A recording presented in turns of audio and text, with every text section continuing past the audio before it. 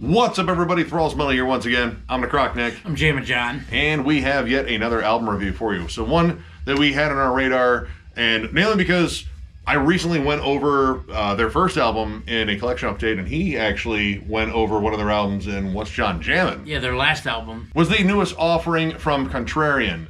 Sage of Shekhinah, maybe? Shekhinah. Shake and bake. Nekahai ho. Ooh. Yeah.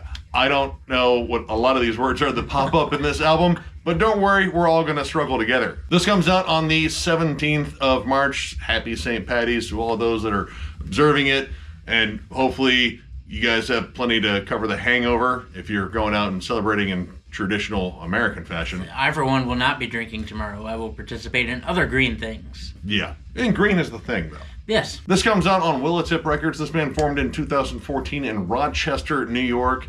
This is their fifth album. Again, I own their debut album, and I own their last album. And we kind of have like very interesting differences between those two albums because this band has been slowly evolving their sound. Starting off, at least the first album, is a more tech death sound with like very brutal vocals to a little bit more progressive on the one you had. Yeah, the one I have is a little bit more progressive. It is still very like death metal-y, though. It's almost like a necrophagist Neuraxis type of vibe to it, with not as harsh vocals. You can tell they're obviously going a little bit more progressive, but it's heavy, like say Neuraxis or Necrophagist was. So, and well, this one went a direction that I really was kind of surprised by, because this goes back further to like older technical metal, like technical death metal, namely. Well, I would even say specifically in terms of albums, Death, Individual Thought Patterns, Atheist, Unquestionable Presence, and Nocturnus is the Key. Take those three albums and blend them up, and yeah, that is very close to the sound. This is very old school, especially in terms of like the production and the sound. You have a more like kind of raw, organic, loose sound. Like the guitars have more of a thrashy bite, and we were talking about like comparing this to like modern tech death and modern progressive death metal. It really does not sound like that at all. Yeah, no, I didn't get any of those sort of vibes from this. Like the production of at least like the drums is extremely, I don't want to say low, but it's extremely raw and very out in front. But it really is reminiscent of, say, the drums on Individual Thought Patterns. Yeah, and honestly, the volume too, because they are very loud in the mix. But yeah, the style itself is honestly something I haven't heard revisited very much. Like maybe a little bit in like a newer band like Cryptic Shift, where it's kind of a blend of thrash and death metal, but also like progressive and tech metal. Like it's very just busy. Like this album is so perpetually busy with guitar work, bass work, drums. Maybe not as much vocals, but when it comes down to all the musicians, everyone's constantly going, and man, it is really hard to keep up with. And luckily, I've jammed Unquestionable Presence quite a few times. I was able to pick up on some stuff, but there's even like some later gore guts weirdness on here in terms of just really odd shifts. But again, in the 90s. Yeah. In the 90s, sometimes in the 80s, even like little twinges of like maybe the 70s as far as some of the lead work that happens and the overall tone of everything. There's nothing like overly abrasive here. Yeah. Even when you get into the end, say, like in A Madman from Island Patmos, I think that's how you say it. Never been there. Yep. That's probably the first time in the record where it's notably like more chuggy and you get some more thrashy riffs and there's something to hold on to, but that's the really only like real time it gets heavy per se, and even the overall tone, it's not necessarily heavy like you would think of in a, say, more traditional, more modernized style progressive death metal band. Yeah, like this isn't along the lines of a band like Obscura or anything like that. This is again more like these older bands, especially, and when it gets thrashy, I would even say comparable to a band like Watchtower. A Madman from Island Patmos, sure, he's having fun there. That one definitely kind of has a more thrashy sort of vibe to it. And all right, in terms of like saying it's more straightforward, like, all right, riff structure in here is not straightforward. Riff structure in here is like almost a continuous sort of flow because there's a lot of jazz fusion. Like, we got that right away with Tons. the opening track, which is the title track, and In Gehenna, the second one. Like, riffs go on for odd measures. Like, it's almost not necessarily the same measure each time. Like, when it comes down to a refrain or repeating it, sometimes it'll start at like a different point and end at a different point, or squeeze in another little tag. I mean, I compared it to, even though you said Gorguts, I compared it a lot to the structuring of, say, Voivod, where it's really kind of disjointed yet oddly cohesive, but just the way each of these songs are written, it's more like a stream of consciousness than it is like a full-on rooted song. Yeah. I mean, we're talking like multiple time signatures, very strange off-time jazzy fills, and oh my god, the bass work. The bass work is absolutely amazing. Fretless bass. There are sections on here where the guitars kind of just take a step back and, you know, maybe just not necessarily noodle, but kind of stay on like a particular blend of melodies, because it's never just like one track of guitar where it's just doing one thing. It's always layered and there's always interplay. But on a song like The Guide for the Perplexed, which that was us listening to this. Yep. We definitely needed to Sherpa up this fucking mountain. Like, what do they do? I have no fucking idea. I feel like I need to know how to do complex math in order to understand this. And a lot of that comes from the bassist. I feel like the bassist is more so doing whatever the hell he wants, because I mean the melodies do kind of link up at sometimes, but I'm telling you, it's just a constant fucking run. There's like a tapping like melody during this bridge here. There's even like a almost bass lead on Apollonius of Tyanna. I don't know Tyanna personally, but I mean, I hear she has a really nice Apollonius. But enough about her and her Apollonius. The bass lead on here is absolutely fantastic, and that's another one where the guitars kind of settled down a little bit, and they don't do that often. Like, it is a continuous blitz of, like I said, it just seems like they don't stop. Like, they don't stop where you think they were. Like, everything continuously keeps flowing into the next part, and then you have this insane drum work that follows it, which is perpetually busy. I tell you what, for as much as I have complaints about the mix of the drums, the actual drum work itself is fucking fantastic. Pretty much non-stop. You mentioned Richard Christie, which makes a lot of fucking sense, because it really is like he's hitting everything. Yeah. And he's hitting everything all the time, and it's like he forgets to hit something, and so he goes across them and does a roll, and like it's fucking nuts. The lead in for Sage of Shekhinah, the first track, is like a progressively more intense drum fill. Like, it starts off kind of slow, and then as the guitar line picks up, the drum work also picks up, and it picks up tempo, and it takes this original, like, pretty simplistic beat and just makes it insane. Yeah, he discovers other shit on his kit. It's like, oh, I haven't hit that in a few seconds. But how that opening track builds up, I think, is really interesting, because it employs something else that I really wasn't expecting with Greek folk music. There is a gentleman on here that plays the bouzouki, which is kind of like a lute, I guess. It's kind of like a lute and a sitar mixed into one. And it's kind of cool, because as he was talking about the progressively more complex and faster pace that it builds up to, the bouzouki is doing the same thing, and then the guitars kind of subtly kind of fade in and take over. And he does bookend it with this, but there are moments on here of what I would say is Greek folk music sort of injected into the mix, especially on the first two tracks. And it kind of reminded me, at least in terms of that element of Rotting Christ, how they kind of work in those elements into their black and death metal. This, they kind of worked it into an Atheist album. And I would say it was pretty interesting. The way this kicked off, I really did not expect that. But as it kept going, it became more engaging, but more confusing. I kept wanting to, understand what the hell was going on here. Because, in terms of musical theory, well, since I have no musical skill whatsoever, I was just kind of confused, but kind of drawn in. And while I do have musical skill, I was also confused, because it's just a fucking whirlwind at all times of contrasting ideas that somehow still work out with each other. kind of like the cohesive ways that Chuck Schuldiner would make a record, where it was insane, but it still kind of worked. That's kind of like how this works. Yeah, you get huge Chuck Schuldiner vibes, especially on the guide for the Perplex, which luckily came at the halfway mark because we definitely needed a guide at that point. And Zabur of Setifia al-Shamal.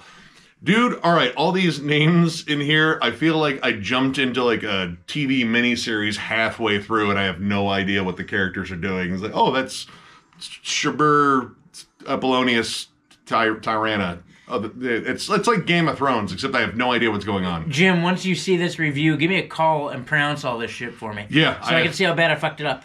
I know I screwed it up. Yeah, the song Zabur. Other words, and Al Shamal. That guy. That one, though, I really like that. That song stands out to me because it does have a lot of heavier groove.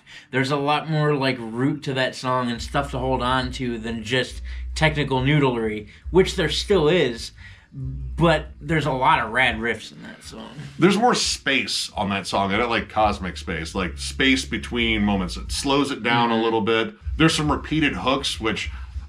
this album is kind of missing occasionally in terms of like, finding an anchor point to draw the listener back to. It's like, oh yeah, that melody is kind of coming back. All right, I'm kind of a reset point. But when they get crazy, it's like kind of an interesting crazy on that song. Like there's a really cool section of wild cymbal work in particular on the bridge of Zabur, of the thing and the stuff. But what I also like are there's some good thrashy moments on that song. And again, back to Madman of his Island. There are good thrashy hooks. And the thing that really drew me in on this album is, again, it's sort of retroactive, but again, it's like a retroactive style you don't hear that much.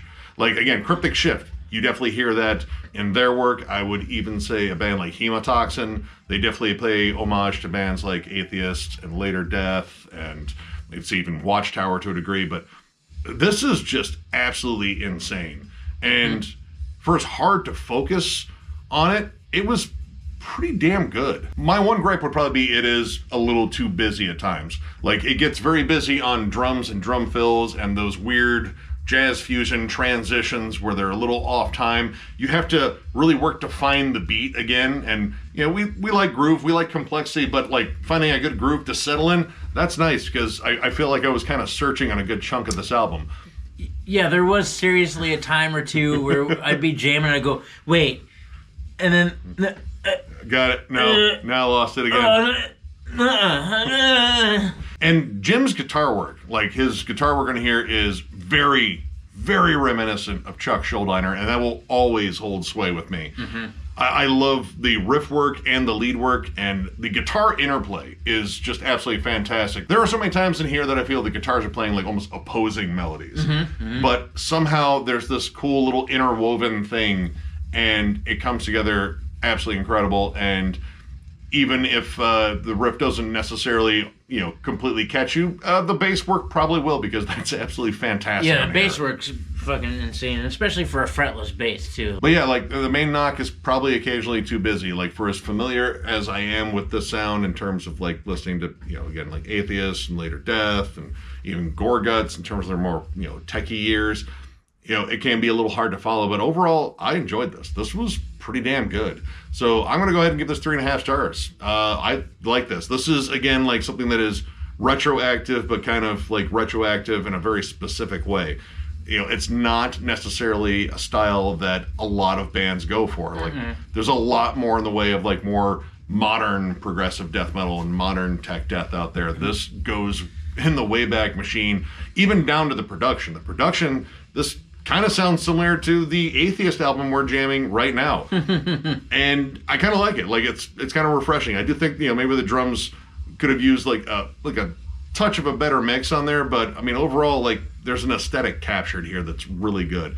And musically, it is impressive as hell, even though I don't understand it half the time. It's still really good. So yeah, if you like, again, Atheist, Later Death, Gorguts, Watchtower, Nocturnus, check this out. It's pretty much that.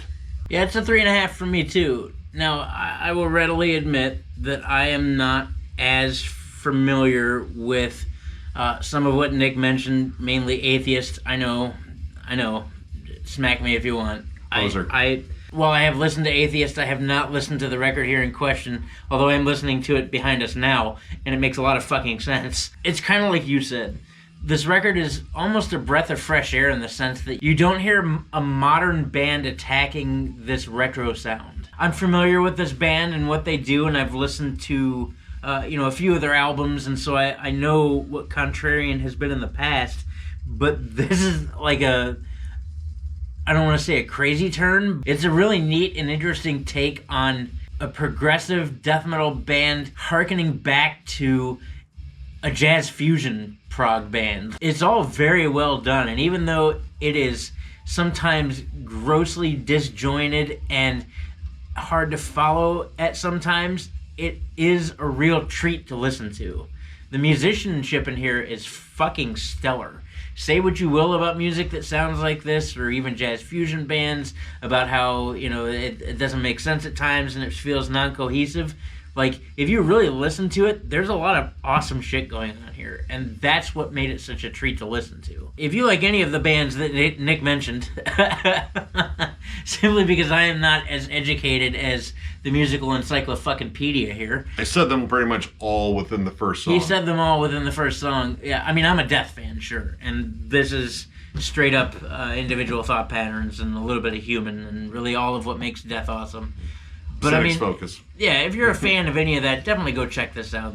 This band is totally worth a listen, especially this fucking album. So, if you enjoyed this review, give it a thumbs up, and if you are new to the channel, subscribe, because we do stuff like this all the time. We are also on Patreon. If you'd like to help us out there, there's a link down below to thrallsmetal.com. Our store is there. We will restock on stuff eventually, but that will have to wait until we are back from Denver Death Fest. Yay, Denver Death Fest! We're like a month away from it at this point. We've got a really killer lineup, especially for our first time doing something like this. I'm so honored and proud to be a part of something of this nature. It's been a real hoot and a holler.